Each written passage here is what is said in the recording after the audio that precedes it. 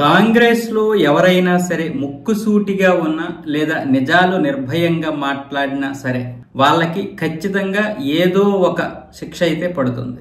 అధికారంలో ఉంటే వాళ్ళని ఆ పదవి నుంచి తొలగిస్తారు. ఒకవేళ అధికారంలో లేకుండా ఏదైనా ఇన్ఛార్జ్ గా ఇలాగా ఉన్నా కూడా పదవితో పాటు వాళ్ళని పార్టీలో ఉండకుండా చేస్తారు. ఎందుకంటే కాంగ్రెస్ కొన్ని నిజాలు భరించలేదు.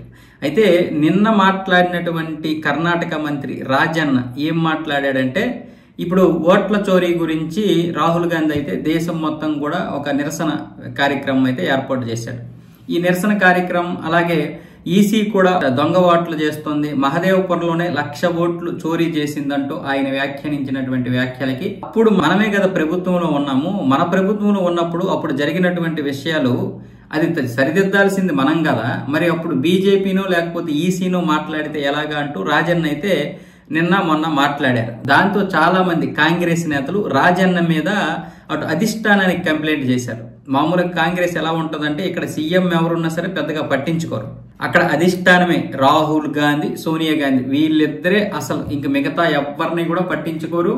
అలాగే వారు తప్ప ఇంకెవరు చెప్పినా పెద్దగా వాళ్ళకి విలువ ఉండదు. అంటే ఒక ఖర్గే లాంటి వారు చెప్పినా కూడా విలువ ఇవ్వరు ఇక్కడ. అలాంటి పరిస్థితి కాంగ్రెస్ లో. అందుకే ఢిల్లీ నుంచి అనుమతి రావాలంటే చాలా సమయం పట్టేది. దానివల్ల ఇప్పుడు రాజన్నపై అక్కడ అధిష్టానంలో ఫిర్యాదు వెళ్తే వెంటనే సీఎం సిద్ధరామయ్య ఏమొచ్చేసి 2 విషయాల్లో ఆయన అయితే తొలగించలేదు. ఇంకా ఎలాగంటే ఒకటేమొచ్చేసి ఇప్పుడు అక్కడ శాసనసభ సమావేశాలు జరుగుతున్నాయి, అంటే అసెంబ్లీ సమావేశాలు జరుగుతున్నాయి. రెండవది ఏమొచ్చేసి సిద్ధరామయ్యకి చాలా సన్నిహితంగా ఉండేటటువంటి రాజన్నని ఇప్పుడు తొలగిస్తే తనకు కూడా బలం తగ్గుతుంది. అందువల్ల ఈ 2 కారణాలు చెప్పి రాహుల్ గాంధీకి వివరించే ప్రయత్నం చేసినప్పుడు రాహుల్ గాంధీ అయితే వినలేదు. ఫోన్లో ఏ మాట వినకుండా ఆయన్ని వెంటనే తొలగించేసే అని ఫోన్ కట్ చేశాడు. దాంతో ఇప్పుడు రాజన్నని ఇప్పుడు రాహుల్ గాంధీ చెప్పిన విధంగా తొలగించాలి. అంటే ఆయన రాజీనామా చేసిన తర్వాత తొలగిస్తే ఆయన పార్టీ నుంచి బయటికి వెళ్ళిపోతున్నట్లు.